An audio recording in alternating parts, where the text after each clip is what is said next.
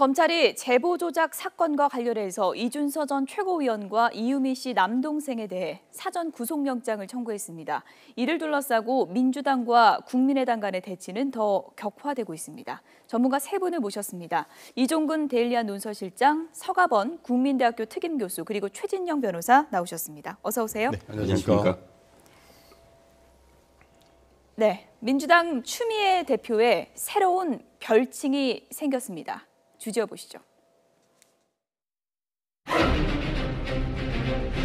최종 컨펌을 하는 시간은 36초로 충분하다 보여집니다.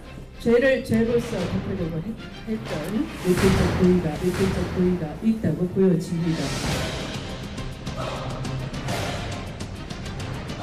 국민의당은 조직적 범죄 집단이기 때문에 미필적 고의에 의한 법이론을 제시를 하면서 갑자기 검찰이 태도가 변해가지고 추미애 더불어민주당 대표는 여당의 대표인지 검찰총장인지 저희에 대해서는 구별이 잘 안 됩니다.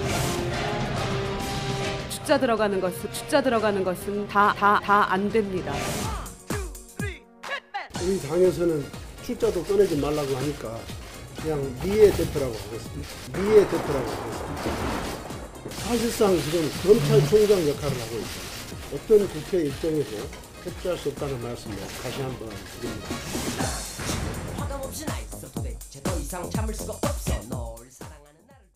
네, 추를 피하는 방법, 미애 대표. 어쩐지 좀 더 친근하게 느껴지는 저만 그런 건가요? 뭐 미애와 언주의 뭐 날이다 뭐 이렇게 표현하는 그런 언론도 있었습니다. 어찌됐든 지금 전국의 핵심이 사실은 추미애 대표인 것 같아요. 어떤 의미에서는 문재인 대통령이 외교의 어떤 그런 그 성과를 바탕으로 해서 이제 내치로 전환되는 어떤 시점인데, 사실 좀 불운한 게 이런 그 대선 때 어떤 문제가 아직도 계속 그 당과 당의 싸움으로 변질이 돼서 외교라든지 내치라든지 이런 것들의 발목을 잡고 있다. 지금 전국의 키를 여당 집권 대표인 추미애 대표가 잡고 있는 게 아닌가. 뭐 그것이 이제 고의든 아니면 미필적 고의든 아니면 의도가 됐든지 간에 추미애 대표가 자신 만약에 이게 자기 정치를 하기 위한 것이라면 소기의 성과를 거둔 게 아니냐라는 그런 지적도 나오는 그런 형국입니다. 지금 공방의 키워드를 그래픽으로 잠시 보시면요. 미필적 고의 공방이라고 할 수 있습니다. 추미애 대표가 조작 가능성을 제대로 검증 못했다면 이것은 미필적 고의다. 이런 말을 한 다음에 이준서 전 최고위원에 대해서 영장이 청구됐고요. 이러자 김동철 원내대표가 검찰총장이냐, 미필적 고의라면 추미애 대표도 유죄다, 이렇게 얘기를 했습니다. 오늘 최진영 변호사를 모셨는데요. 미필적 고의, 말이 참 어렵습니다. 이게 어떤 의미인지 어려울수록 아주 쉽게 풀이를 해드려야 될 것 같은데요. 이렇게 얘기를 하면 되죠. 이것을 강력하게 조작했던 사람은 이유미 씨. 그분 같은 경우에는 확정적인 고의를 가지고 했던 것이죠. 그런데 확정적 고의를 가지고 조작을 했는데 그것을 이제 이준서 의원 전 최고원이 받아봤더니만 이거 좀 아리송하네. 이 검증 절차를 거치면 이거 허위일 수도 있는데, 그렇지만 지금 이제 그 대선 얼마 안 두고 당선되면 그만이다. 그렇다고 하면서 그 나중에 이것이 허위라 한다 하더라도 어쩔 수 없다. 내지는 허위라도 하더라도 그건 내가 감수한다. 이 정도의 이른바 결과를 용인을 했거나 아니면은 감수를 하면서 이것을 고하면서 공표해라. 이렇게 했다라고 한다고 하면은 그런 경우에는 확정적 고의까지는 있지 않다 하더라도 미필적 고의로서 형벌을 받을 수밖에 없다고 하는 게, 말씀드린 대로 지금 검찰 같은 경우에는 최초로부터 어떤 그 조작을 하는데 가담했다라는 데 방점이 있기보다는 나중에 그 가지고 온 것을 확실하게 스크리닝을 하지 않고 허위인 것을 좀 인식을 하면서도 그냥 발표했다. 이런 취지로서 미필적 고의가 있다라고 하는데요. 이미 그 기존에 있던 대선과 관련해서 2007년 대선에서도 정봉주 의원이 그 당시에 그 이명박 후보가 BBK와 관련돼서 의혹이 있다는 것을 검증하지 않고 확정적으로 관련된 것처럼 해서 실질적으로 징역 1년의 실형을 살았던 케이스가 있습니다. 오늘 또 나온 내용을 보면은 검찰에서 이준서 전 최고위원을 이번 사건의 사실상의 핵심 인물로 보고 있다, 이런 얘기가 나오고 있는데요. 이 내용은 어떤 부분으로 볼 수 있을까요? 그렇습니다. 사실 이 부분을 이렇게 이 전 최고위원한테 토스를 해줬다 한다 하더라도 거기에서 보고 더 이상 이 부분을 확대시키지 않았다라고 한다고 하면은 사실은 그냥 넘어갈 수 있었을 거 아니겠습니까? 처음에 이제 5월 1일 날 이유미 씨로부터 관련되는 자료를 받았고 그것을 바로 이제 박지원 당시에 그 상임 공동 그 선대위원장에게 카톡도 보냈고 전화를 했다는 것이 지금 드러났지 않습니까? 그래서 아까 36초면은 컨펌 받는데 충분한 그 얘기다라는 것이 바로 그것이고 결국 이준석 전 최고위원이 이 관련돼서 확인이 된다고 하면은 결국 이 국민의당의 지도부로 가는 어떤 통로가 되기 때문에 그런 점에서의 어떤 조직적인 가담에 있어서 상당 부분 의미가 있기 때문에 지금 그 검찰 같은 경우에는 상당 부분 이 부분에 대해서 수사를 확대하는 것이 아닌가 싶습니다. 어쨌든 박주선 국민의당 비대위원장은 이 부분에 대해서 상당히 좀 반박을 하면서 이것은 국민의당 죽이기다 이렇게 반박을 했고요. 민주당의 박범계 의원은 미필적 고의가 맞다 이렇게 주장을 했습니다. 목소리 좀 들어보시죠. 말로는 협치를 한다고 하면서 행동으로는 협치를 파괴하고 말로는 국민의당을 국회 동반자라고 이야기를 하면서 행동으로는 우리 국민의당을 죽이기를 하고 있습니다. 추미애 더불어민주당 대표는 여당의 대표인지 아니면 검찰총장인지 저희들로서는 구별이 잘 안 됩니다. 입만 벌리면 검찰의 중립성과 독립성을 확보하기 위한 검찰 개혁을 주장했던 그 당의 대표가 수사 지침을 내리고 검찰을 수사를 병제하고 우리 국민의당을 이렇게 탄압하는 것이 과연 앞으로 검찰 개혁을 주장할 수 있는 정당인가 대표인가 묻지 않을 수가 없습니다. 검찰에서 아무런 근거도 제시하지 못한 허위의 선동으로 수사를 지침을 내리는 것은 이것 또한 제보 조작이나 다름없는 사건이다.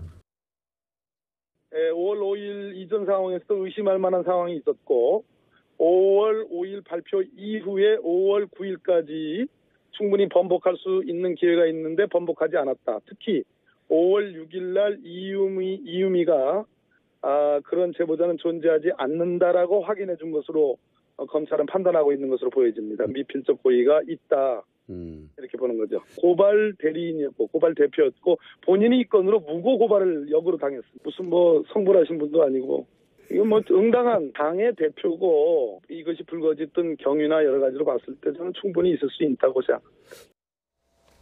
네. 서가번 교수님 나와주셨는데요. 국민의당에서 이것은 국민의당 죽이기다 이렇게까지 이제 반발을 하고 있는데요. 국민의당 입장 어떻게 보십니까? 국민들이 들으시면 어떻게 생각할까요? 참 어불성설 아니겠습니까?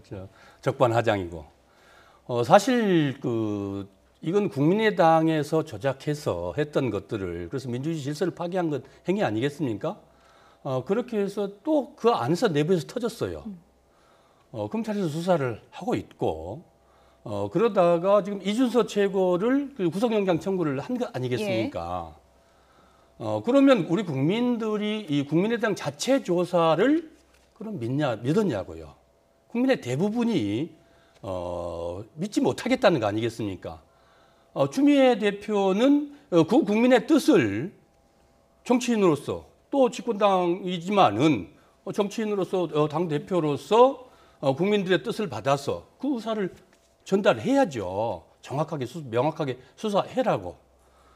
그런 것들을 지금 이 시기에 이렇게 지금 격앙된 목소리로 저렇게 국민당 죽이기까지다라고 나오고 검찰총장이냐라고 넘어가을 하고 그러면서 이전 투구로 그야말로 진흙탕 속으로 같이 들어가겠다. 이 본말을 그 본질을 훼손하면서 국민들의 그 눈과 귀를 어지럽히겠다. 이것에 다름 아니다. 이렇게 생각합니다. 일종의 수사 가이드라인을 제시하는 것과 같은 효과가 될 수 있다. 왜냐하면 여당 대표의 말이기 때문에 그것은 검찰총장이냐라고 얘기했던 게 수사에 영향을 미칠 수 있다는 게 국민의당의 주장인데요. 이 부분은 어떻게 봐야 될까요? 일단 서광훈 교수님 말씀에 저는 일단 국민의당 부분은 동의하는 부분이 있어요. 그러니까 국민의당이 지금 당 차원에서 사실 일개 당원이 조작한 사건일지라도 만에 하나 사건일지라도 그것을 갖고 사실은 의혹 제기를 당의 차원에서 했거든요. 그러니까 거기에 대한 어떤 책임을 져야 되는데 문제는 이거죠. 문제는 그렇다고 해서 국민들이 국민의당을 옹호한다거나 그렇지 않지 않았습니까? 또 사실 검찰도 제대로 지금 수사를 하고 있고요. 그런 와중에 집권 여당 대표가 미필적 고의다. 판사 출신인 집권 여당 대표가 그렇게 말씀하시면서 사실은 또 며칠 후에 바로 검찰이 그러한 이유로 사실은 구속영장을 청구했기 때문에 문제는 저는 이렇게 생각합니다. 서 교수님께서도 원내에 계실 때 원내 수석 부대표도 하시고 이 전국 그러니까 국회의 어떤 상황에서 사실은 정치가 마비되는 것은 좀 굉장히 국민들로서도 안타까운 일 아니겠습니까? 그러니까 집권 여당한테 바라는 건 이 의혹, 검찰의 의혹도 제대로 파헤치게 만드는 것도 사실은 집권 여당이 할 일이지만 더욱더 큰 일은 국회를 마비시키지 않고 국정 운영을 제대로 이끌어가는 데 사실 여당 대표가 할 일 중에 가장 큰 일이 그렇다면 사실 집권 여당 대표가 굳이 이거를 말씀하심으로써 전국을 꼬이게 할 이유가 있었느냐. 이게 사실 지적이 마이크를 제가 서가번 교수님께 다시 넘길게요. 이렇게 되면은 추미애 대표 입장에서 물론 국민의 그런 여러 가지 의혹을 대표로 제기하는 것도 중요하지만 지금 추경도 처리를 해야 되고 전국에 얼어붙어 있는 상황에서 여당 대표가 이렇게까지 나와야 되느냐 이런 비판에 대해서는 어떻게 보십니까? 실제로 좀 아쉬운 대목이 없지는 않죠. 없지는 않지만 그 부분들은 또 원내 문제는 원내에서 원내 부분들은 원내 대표를 중심으로 해서 원내에서 충분히 또 그렇게 해 나가고 오죽하면은 이거 우원식 그 원내대표 이 눈물까지 흘리면서 그렇게 간절하게 그 협치를 호소하고 새 정부 출범부터 좀 시켜주라. 그다음에 국민이 원하는 일자리 추경할 수 있도록 좀 도와주라. 그렇게까지 그 호소를 하겠습니까? 이 문제는 그것과는 또 다른 별개라는 것이죠. 집권당의 대표로서 이 국정을 안정적으로 끌고 가는 것도 중요하지만은 당연히 그래야죠. 그러나 이 문제가 국기를 사실 국기를 문란시키는 거 아니겠습니까? 민주주의 질서를 훼손시키는 거거든요. 이 문제에 대해서 집권당 대표로서 이것을 국민들에게 또 검찰들에게도 마찬가지로 엄정하게 이게 가이드라인은 아니지 않습니까? 엄정하게 수사해라. 이것은 일상적인 일입니다. 당연히 해야 될 일들이고. 그런데 추미애 대표가 미필적 고의 주장에 그치지 않았습니다. 오늘은 한 발 더 나아가서 이번 조작 사건의 배후를 또 거론하기도 했는데요. 들어보시죠. 7월 6일 제가 아침 방송에서 머리 자르기는 안 된다 라고 한 날 그 시간에 박지원 대표와 이준서 최고위원 사이에 통화 기록이 들통이 났습니다. 36초간의 짧은 통화에 무엇을 주고받고 할 것이 있느냐라고 기억이 나지 않는다라고 하는 것이지만 최종 컨펌을 하는 시간은 36초로 충분하다 보여집니다. 그래서 다시 한번 김대중 대통령을 거명하며 김대중의 적자라는 박지원 선대위원장께서는 양심에 따른 행동을 촉구하는 것입니다. 정치에 대한 책임을 촉구하는 것입니다. 결코 이유미 단독 범행이 아니라는 것을 스스로의 말로 증명하신 분께서 해답을 내놓으시기 바랍니다. 네, 박지원 전 대표가 그러니까 몰랐을 리가 없다. 36초 통화했지만 36초 동안 분명 최종 승인할 수가 있다. 이런 추미애 대표 주장인데요. 이에 대해서 박지원 전 대표가 본인의 입장을 SNS에 올렸습니다. 함께 보시죠. 네, 박지원 전 대표 입장은 이렇습니다. 이준서 전 최고위원은 당 조사에서 나와 통화해서 별다른 얘기가 없었다. 이렇게 진술을 했는데 추 대표가 계속 허무맹랑한 공격을 하고 있다는 겁니다. 국민의당과 박지원은 죽어도 좋다는 허위 사실을 미필적 고의로 유포하고 있다. 자제해라. 이렇게 얘기를 했고요. 참으로 다행인 것은 추 대표가 일찍 사법부를 떠난 것이다. 사법부에 남았다면 편향된 시각으로 집권 여당을 망가뜨리듯이 사법부까지 어떻게 됐을까 끔찍하다라고 주장을 했습니다. 그리고 이번에도 이준서를 구속하라고 가이드라인을 제시한 것이다라고 맞받아쳤습니다. 네, 최진영 변호사님, 양측 공방이 지금 굉장히 치열한데요. 추미애 대표 입장에서는 그러니까 일종의 배후로 박지원 전 대표를 콕 집어서 겨냥한 거 아니겠습니까? 그렇습니다. 예. 지금 거의 뭐 그 벼랑 끝 대치를 하고 있는 것 같은데요.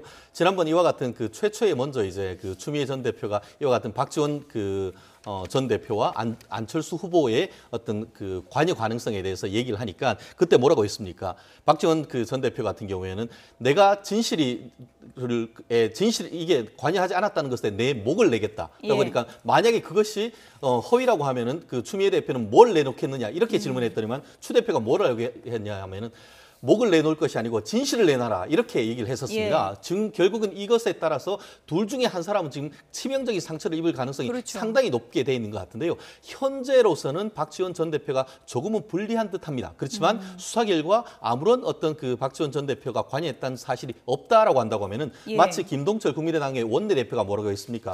미필적 고의로 의하면 추도 유죄다라고 했는 것은 뭐냐면은 정당한 근거가 없이 그와 같은 얘기를 했다고 하는 것은 이미 이른바 미필적 고의에 의한 명예훼손의 책임이 있을 수 있다. 이와 같은 얘기를 했기 때문에 결국 진실 공방에 따라서 경우에 따라서 정말 박지원 전 대표의 말씀이 맞다라고 한다면 오히려 이 추미애 전 대표도 사실은 그 명예훼손의 책임을 면하기 어렵기 때문에 앞으로는 이 부분이 둘 중에 한 사람은 뜨겁게 다칠 수밖에 없는 그런 상황이다 봅니다.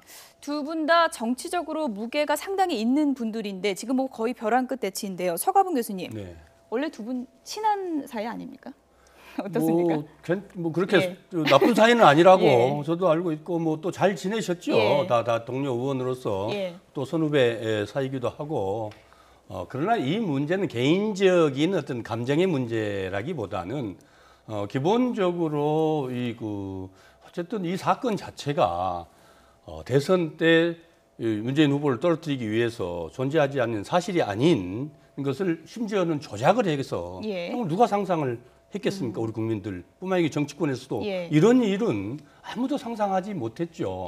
그것을 가지고 무슨 지금 뭐 검찰을 조정하느니 뭐 이렇게 몰아붙이는 것이 오히려 적반하장이고 그런 것이고 어쨌든 또 구체적으로 하나하나 팩트들이 나오잖아요. 박 전 대표 언론에 나와서 언제입니까? 4월 달이죠. 4월 1일 날. 4월 1일이죠. 언론에 나와서 문재인 후보의 아들 특채 의혹을 보고받았다. 당의 별도팀에서 조사하고 있다.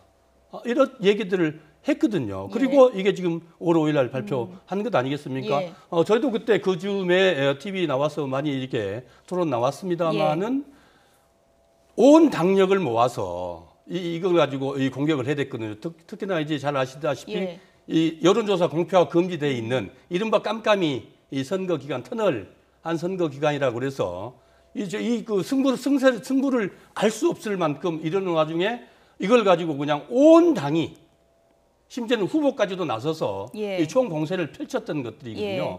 이게 그러면은 그냥 단순하게 단순한 것이겠냐라는 게 지금 우리 당의 입장 아니겠습니까? 생각 아니겠습니까? 하지만 뭐 조작에 직접적으로 뭐 승인을 하고 가담했는지 이 부분은 이제 검찰 수사를 통해서 구체적으로 밝혀야 될 부분인 것 같고 추다르크의 연속 강펀치인 것 같습니다. 그러니까 그렇죠. 처음에는 머리 자르기 발언이 돌발 발언일 수 있다 이런 얘기가 있었지만 발언의 그 추이를 보면 점점 뭐 진화하고 있다고 할까요? 점점 구체화되고 있는 것 같아요. 어떻게 구체화되냐면 처음에 이제 머리 자르기 부분이 안철수 전 대표와 박지원 선대위원장을 지목을 했었어요. 그다음에 미필적 고의까지도 사실은 두 분은 함께 지칭을 하고 있었는데 이번에 세 번째는 아예 박지원 선대위원장만 지금 언급을 했거든요. 지금 두 가지를 언급했습니다. 36조의 대화, 그다음에 좀 전에 말씀하신 4월 1일에 이미 언론에 그렇게 말씀하셨다. 이걸 보면서 사실 일각에서는 이런 이야기를 해요.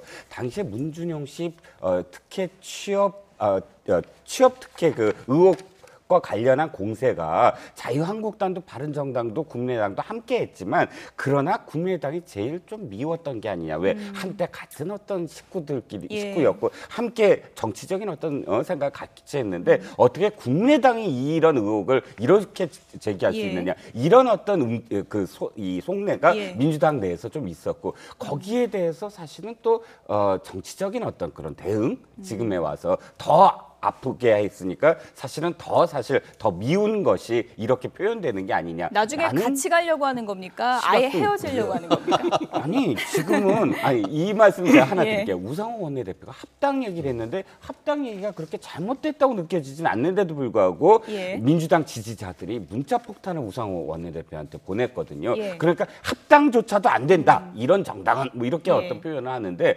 그렇다면 합당을 하지 않고 아예 와해해서 흡수하게 되는 것이냐. 이렇게까지도 예. 사실 또 보여지는 대목이죠. 네, 최진영 변호사님.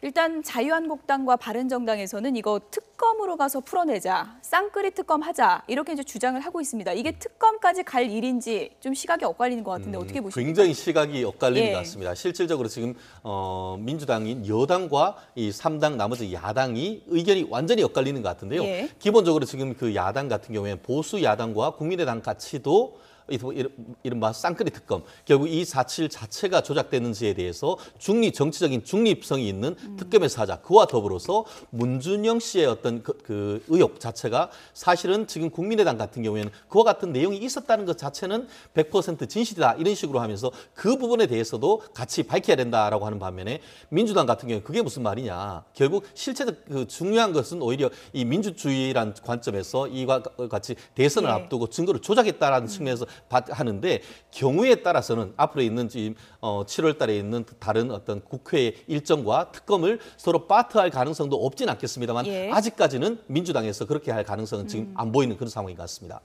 실제로 이 건은 대선 때도 가장 핫하게 이렇게 이슈가 되지 않았습니까? 그 전에 이미 또 국회에서도 이게 충분하게 다뤄졌습니다.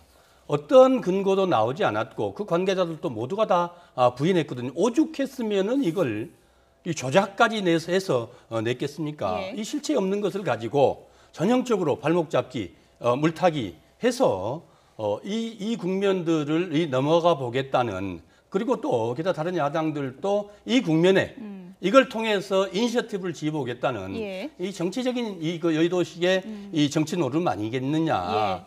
우리 국민들이 결코 용납하지 않을 거라고 봅니다. 예. 제보 조작 사건 파장이 길어지는 가운데 안철수 전 대표의 침묵도 지금 상당히 길어지고 있는 그런 상황입니다. 그런데 오늘 한 인터넷 커뮤니티에 이런 글이 올라왔습니다. 안철수 전 대표 이름하여 목격담인데요. 어떤 내용인지 보시죠. 네, 이런 사진과 함께 이런 글이 올라왔습니다. 강원도 속초 한 음식점에서 안철수 전 대표 혼자 등지고 앉아 있고 또 아내분은 안경 쓴 중년 남자분하고 같이 앉아 있었다고 하고요.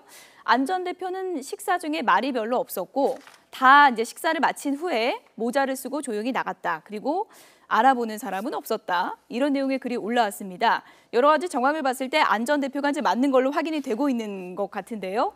이종구 실장님, 네네. 안철수 목격담 이러니까 좀 제목은 이 상황에서 뭐 어떻게 봐야 될까요? 아니 그러니까 입장을 나타내지 않는 상황에 대한 또 좀 그렇죠. 꼬집는 목소리도 있는 것 같아요. 어쨌든 공당의 그 대통령 후보였던 분이 어떤 음식점에서 지방의 음식점에서 식사를 했다고 해서 그것이 목격담으로 사실은 올라올 일은 아니지 않습니까? 예. 그런데 문제는 아까 말씀하셨듯이 이게 지금 사실 그러니까 선거 때 만약에 어떤 당에서 문제 제기를 하고 네거티브를 하고 또는 어떤 의혹을 제기한 모든 책임은 사실 후보한테 일차적으로 있는 게 아니겠습니까? 그렇다면 자신이 연관이 없더라도 예. 이 부분과 관련해서 자신이 일차적으로 어떤 해명이든 아니면 사과든 아니면 입장 표명이든 예. 그것을 했었어야 됐는데 이미 이 사건이 7월 초에 이미 나오기 시작했는데 지금까지 침묵을 하고 있는 데 대한 사실은 반증이죠. 목격담이라고 예. 표현되는 것이죠. 최준영 변호사님, 이제 이준서 전 최고위원이 내일 영장 심사를 받게 되고 만약에 이제 구속된다면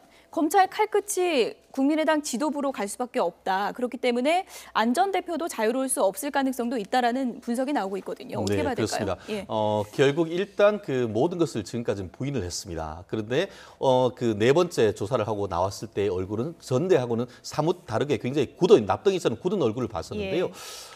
결국 만약에 구속영장이 나온다라고 한다고 하면 심경의 변화를 일으킬 가능성이 있겠죠. 물론 본인이 지금까지 부인했는 것처럼 해서 영장이 기각될 수도 있습니다만 만약에 인용이 되고 해서 구속영장이 발부가 됐다라고 하면은 예. 며칠 동안 있으면서 심경의 변화를 있고 그 사이에 있던 사실을 조금 더 진술을 바꿔서 해서 그 진술이 이 그 공명선거단이라든가 아니면은 오히려 그보다 더 높은 어떤 라인까지 한다고 하면은 경우에 따라서는 지금 국민의당의 존립까지도 사실은 흔들릴 수밖에 없는 단순히 그것도 정치적 책임을 넘어서 법적 책임까지도 갈 수 있기 때문에 아마 절체절명의 위기인 상황인 것은 분명한 것 같습니다.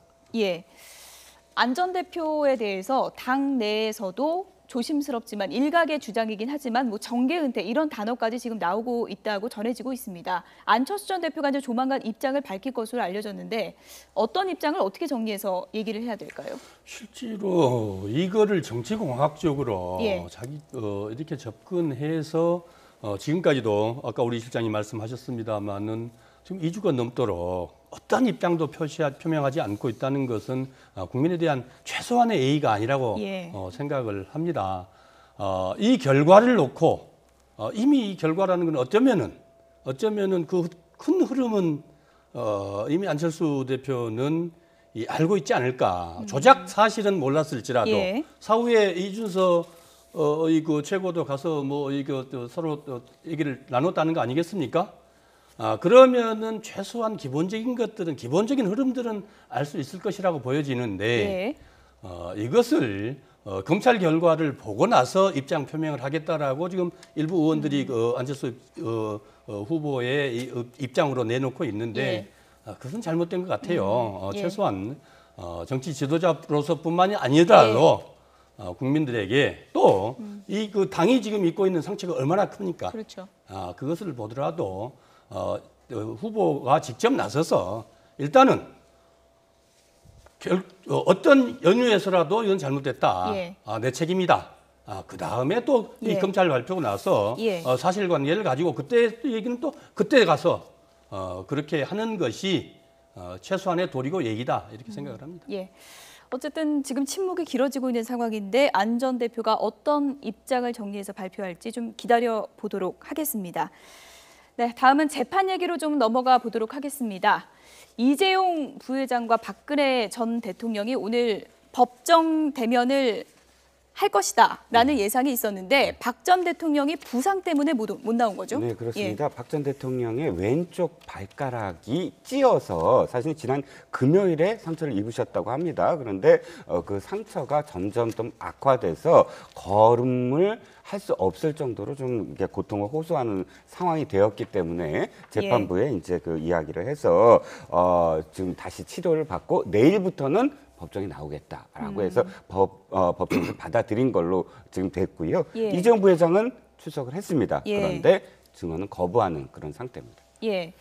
오늘 박근혜 전 대통령의 건강이 좀 좋지 않다. 변호인 측에서 이런 점을 좀 호소한 것으로도 알려지고 있는데요. 신동욱 전 총재가 박근혜 전 대통령이 상당히 좀 안 좋은 상황인 것 같다. 이런 주장을 또 펼쳤습니다. 어떤 내용을 얘기했는지 함께 들어보시죠.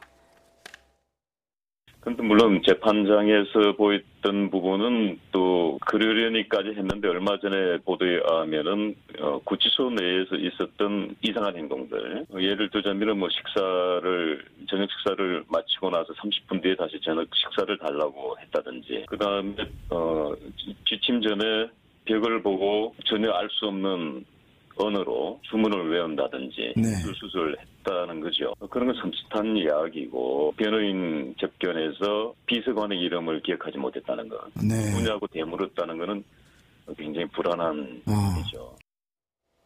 신동욱 총재 주장은 이렇습니다. 재판 일정이 워낙 무리하고 지금 구치소 생활이 힘들다 보니까 정신 이상설이 맞는 것 같다, 이런 주장인데요. 어떻게 봐야 될까요? 그렇습니다. 저도 이와 관련된 주간지에 어떤 기사를 한번 읽어봤는데요. 이 부분에 대해서 그 기사만 봤을 때는 저 또한 상당 부분 어떻게 걱정되고, 그 기사에도 보면은 정신과 전문의의 소견까지도 사실이라고 한다고 하면은 사실 그 한때 정말 최고 지도자가 급전직하면서 정신적 스트레스를 안 받는 것이 그게 비정상이 아니냐라고 했습니다만 오늘 이와 관련해 가지고 서울구치소에서 그 공식적인 논평을 내놨습니다. 지금 내용적으로 봤을 때 박근혜 전 대통령의 건강에 큰 이상이 없다. 식사도 제대로 하고 있고, 요즘 굉장히 덥지 않습니까? 서울구치소 같은 경우에도 콘크리트 덩어리입니다. 그러다 보니까 굉장히 더운데 다행히 그 박근혜 전 대통령 같은 경우에는 그 독실에 있기 때문에 더울 때는 물을 끼얹고 거기에 있는 그 선풍기를 통해서 몸을 식힌다. 이런 거기 뭐 냉방 시설은 안 돼 있는 냉방 시설은 거죠? 전혀 없습니다. 예. 뭐 에어컨, 집중 냉방 전혀 없고 예. 그냥 같이 있기 때문에 현실적으로 그거에서 들어갔다 나오는 사람들이 가장 힘든 때가 여름이고 여름 같은 경우에 좁은 길에 사람이 있기 때문에 사람이 싫어진다. 그렇게 할 정도로 힘든데 다행히 박근혜 전 대통령은 독실에 있긴 있지만 예. 사실은 그 말씀드렸듯이 이제 60대 중반이시고 일주일에 4번씩 그 강행군을 하면서 심신이 필요한 것은 사실이겠지만 예. 적어도 아직까지 그는 나름대로 잘 버티고 있는 정도다. 그런데 다만 뒤에 나오는 얘기가 아직까지 100% 확인된 건 아닙니다만 예. 자꾸 얘기가 나오는 것은 뭔가 뭐 완전히 그 예전보다는 건강이 많이 좀 조금씩 떨어지고 있는 것은 아닌가 하는 그런 의혹은 있는 것 같습니다. 예. 뭐 일단 발가락 부상으로 거동은 좀 불편한 상황은 맞는 것 같고요. 그런 여러 가지 점이 나오니까 뭐 보석 신청 가능성도 있다. 이런 얘기도 나오고 있습니다. 이런 것은 어떻게 보십니까? 실제로 이 변호인 측이나 박근혜 예. 전 대통령 측에서는 할 수 있는 일들은 다 좀 해보고 싶은 게 인지상정 아니겠습니까? 그러나 이 그 재판이 지금 아직 조사도 다 끝나지 않는 상황에서 지금 뭐 그런 것들이 재판부에서 받아들여질 수 있을 것인지 그런 점도 이게 정말 우리 그 사상 초유의 이 국정농단 사건으로 탄핵까지 받아서 지금 이 재판을 받고 있는 거 아니겠습니까? 예. 그런 것들을 그리고 또 우리 국민들의 이 바램들을 외면하기는 어려울 거다 이렇게 예. 생각합니다. 최준영 변호사님, 오늘 박근혜 전 대통령이 나오지 않은 박근혜 전 대통령의 재판에 그러니까 이재용 부회장이 증인으로 나간 거잖아요. 그렇습니다. 오늘 답변을 안 하면서 변호인 측의 이제 조언 때문에 그럴 수밖에 없다 이렇게 얘기를 했다 그러는데 어떤 배경으로 봐야 됩니까? 그렇습니다. 결국은 그 헌법상 어떻게 권한이 있냐면은 형사상 자기한테 불리한 진술을 거부할 수 있는 이른바 자기부재 거부 특권이 있습니다. 예. 그렇기 때문에 지금 이재용 지금 부회장 같은 경우에는 본인이 재판을 받고 있고 본인이 지금 여기 와서 만약에 선서를 하고 증언을 한다고 하면은 본인 재판에 그대로 불리한 증거로 쓰일 수 있습니다. 그렇기 때문에 증언 자체를 거부를 했는데요. 마치 그것은 지난번에 이재용 부회장의 재판에 삼성 관계자들이 나와서 증언을 거부했는 것과 동일한 그런 맥락이 있는 것이고 예. 오늘 그 박근혜 전 대통령이 출석하지 아니한 배경에 대해서는 외면적으로는 지금 그 발을 다쳤기 때문에 그렇다라고 지금 얘기를 하고 있지만 실질적으로는 사실은 이게 그 어떻게 보면 경제계의 대통령이라고 할 수 있는 예. 이재용 부회장, 이 박근혜 전 대통령이 직접 만날 경우에는 오늘 그만큼 언론에 스포트라이트를 받을 수밖에 없지 않습니까? 그렇죠. 그거에 대한 나름대로 어떤 그 부담감을 어떻게 보면 간접적으로 표출하는 것이 아닌가 그런 어떤 정치적 해석도 가능한 부분이 아닌가 싶습니다. 네. 마지막으로 G20 정상회담 뒷얘기를 잠시 좀 해보도록 하겠습니다. 문재인 대통령이 G20 정상회담 일정을 마치고 오늘 이제 귀국을 했는데요. G20 정상회담에서 여러 가지 화제가 됐던 장면이 있습니다. 그 가운데 아주 묘한 삼각관계를 보여주는 영상이 화제를 모았습니다. 주제어 보시죠.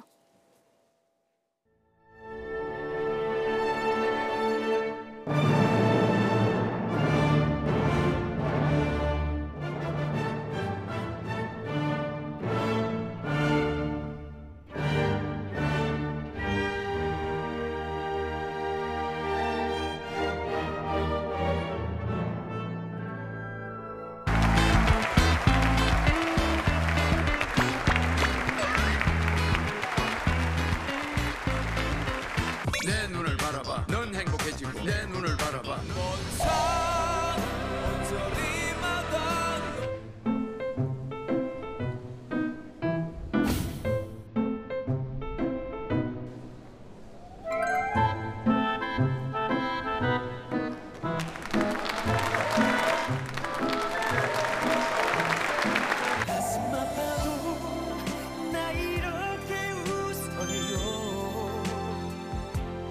내 눈이 행복해 한미 정상이 손을 맞잡고 중국 정상이 아주 묘한 시선으로 바라보는 이 영상이 상당한 화제를 모았고 어떻게 보면 G20 정상들 간의 뭐 관계의 심리학이라고 할까요? 그것을 좀 압축적으로 보여주는 것 같은데요. 네, 트럼프 대통령이 지난번에 한미 정상회담 때는 악수를 살살해서 그게 보도가 되더니 이번에는 전 세계 언론이 보고 있는 가운데 일부러 또 그렇게 손을 잡아서 화제가 되고 있습니다. 제일 그 눈여겨봤던 건 뭐냐면 트럼프 대통령이 악수를 하기 전에 뒤를 돌아봤고 시진핑 주석이 오나 하는 거, 그다음에 악수를 한 다음에도 뒤를 돌아봐요. 봤나 안 봤나. 보고 있나 이런 거죠. 확실히 문재인 대통령과의 어떤 손잡는 것이 시진핑 주석을 의식했다. 즉 한미 동맹이 이제 그 시진핑 주석으로 하여금 어떤 압력 내지는 또 그 북한에 대한 어떤 관계 이런 것들을 굉장히 암시하는 그런 상징적인 그런 장면이 아니었나 싶습니다. 문재인 대통령의 한미 정상회담에 이어서 G20 정상회의 그 무대까지 이제 성공적으로 잘 마치고 귀국을 했는데 지금 이 영상에서 한번 보면 한미 간의 거리는 많이 좁혀진 것 같은데 중국과의 관계가 앞으로 좀 숙제가 아니겠습니까? 요즘 중국 이번에 이제 시진핑과의 정상회담에서도 최소한의 서로 신뢰 관계는 그 확보를 했지만은 이 사드 문제를 해소하지 못했거든요. 한중 간의 이 관계들을 복원해야 한다는 이 당위성 속에서 지속적으로 한국과 중국이 서로 이해 폭을 넓히고 또 그 원만하게 관계들을 유지하기 위해서 지속적으로 노력을 해야 한다고 봅니다. G20 정상회의 여러 가지 포착된 또 사진도 화제를 모았는데요. 이번에 외교에서 특급 도우미는 누굴까요? 그래픽 보시죠. 이른바 이렇게 부르면 될 것 같습니다. 좌경화, 우동현 이렇게 부르는데요. 이른바 뭐 특급 도우미라 할 수 있겠죠? 그렇습니다. 뭐 특급 중에 특급 도우미다. 그 나름대로 이제 그 야권에서도 이번에 보면은 특히 유럽 갔다 온 것에 대해서 이렇게 찬사를 보내고 있는 그런 모습을 보이는데 그 뒤에 있는 분들이 지금 특급 도우미로 이제 강경화 외교부 장관인데요. 특히 이번에 가시면서 이제 대변인이나 이런 분들이 배석이 안 됐지 않습니까? 실질적으로 대변인 역할까지 하면서 이 영어로 자유자재로 되는 것을 도움을 줬던 것이고 또 그 김동연 장관 같은 경우에는 독일 언론과의 그 언론 인터뷰에서 사실은 질문했는 사람과 약간 다른 얘기를 사실 그 문재인 대통령이 뭐 피곤하셨는지 아니면 통역 때문에 그랬는지 한참 얘기를 하시니까 통역이 얘기하는 가운데 앞에 슬쩍 나가서 살짝 조언을 해서 그 진술을 바르게 해서 나름대로 양옆에서 정말 그 좌청력 우베코의 역할을 충분히 해냈다. 그런 해프닝이 생길 수 있는 부분을 바로 잡아주는 그렇죠. 그런다는 점에서 상당 부분 도움이 했던 것은 분명한 것 같습니다. 이번에 강경화 장관의 이른바 컵라면 사랑도 화제를 모았는데 조금 전에 이제 저희가 그래픽으로 보여드렸는데요. 다시 한번 좀 보여주시죠. 왼쪽에 이제 보시는 게 미국 갔을 때 블레어 그 회관에서 그 컵라면을 들고 있는 모습이 포착이 돼서 상당히 좀 화제를 모았었는데 이번에도 또 김수현 대변인하고 박수현 대변인하고 저렇게 도시락에 컵라면까지 이렇게 함께하는 모습이 화제가 됐습니다. 외국 나가면 원래 컵라면이 맛있잖아요. 아 그렇죠. 당연히 뭐 순방 때 다 뭐 경험해 보셨겠지만 그렇죠. 그런데 또 강경화 장관은 굉장히 이 언론에도 굉장히 친화적인 어떤 그런 모습을 보이셔갖고 이런 사진들이 굉장히 친숙함을 이렇게 국민들에게 느끼게 만드는 그런 사진이 됐습니다. 정상회담 때마다 청와대에서 이른바 뭐 청와대 사람들 하면서 저렇게 정상회담의 소소한 얘기들을 사진으로 공개해서 상당히 좀 친밀도를 높이고 있는데 이런 부분은 상당히 좀 좋은 반응을 얻고 있죠. 실제로 이 안에서 어떤 일이 어떻게 벌어지고 있는지는 모르잖아요. 또 이제 보도돼서 회담 성과라든지 내용이라든지는 다 공개가 되지만 그 안에서 준비하는 사람들의 모습들을 보면서 우리 국민들이 좀 더 신뢰하게 되고 좀 더 가까이 갈 수 있는 그런 계기들은 충분히 되는 것 같습니다. 실제로 지금 컵라면 강경화 장관 나옵니다마는 저도 대통령 모시고 어디 가서 보면은 참모들뿐만이 아니고 대통령께서도 어느 순간 오면은 라면 하나 없나 오시거든요. 우리 국민들이 가장 어느 때든 생각나게 하는 특히 긴장도가 심하지 않습니까? 또 음식도 아무리 준비를 해가도 이렇게 입맛에 안 맞는 경우도 많고 그럴 때 저 라면 한 통이 참 구세주 같습니다. 강경화 장관의 컵라면 사랑 저희가 이제 화면으로 보여드렸는데 강경화 장관에게도 어떻게 보면 임명되자마자 데뷔전이었잖아요. 어떻게 좀 평가할 수 있을까요? 그렇습니다. 사실 역량에 대해서 도덕성 검증에서도 상당 부분 문제가 있었다고 하고 역량 검증에서도 다자 외교에서는 나름대로 많은 역할을 했지만 어떻게 보면 그 북중미라든가 이런 굵직굵직한 데 대해서는 어떤 문제가 있지 않느냐 했는데 이번에 그 한미 정상회담에서도 나름대로 성공적인 어떤 배후에서의 역할을 했고 다자 외교에서도 나름 역량을 했기 때문에 어떤 도덕성을 넘어서 역량 부분도 충분히 했다. 이제는 뭐냐면 한국 내에서 아까 말씀하신 대로 중국과의 관계라든가 북한과의 관계에서의 역할 기대된다 이렇게 말씀드리고 싶습니다. G20에서 분명히 성과도 있었지만 과제도 많이 가져왔기 때문에 이 부분을 앞으로 어떻게 좀 풀어나가는지 지켜보도록 하겠습니다. 이종근 데일리아 논설실장, 서가번 국민대학교 특임교수 그리고 최진영 변호사 세 분이었습니다. 고맙습니다.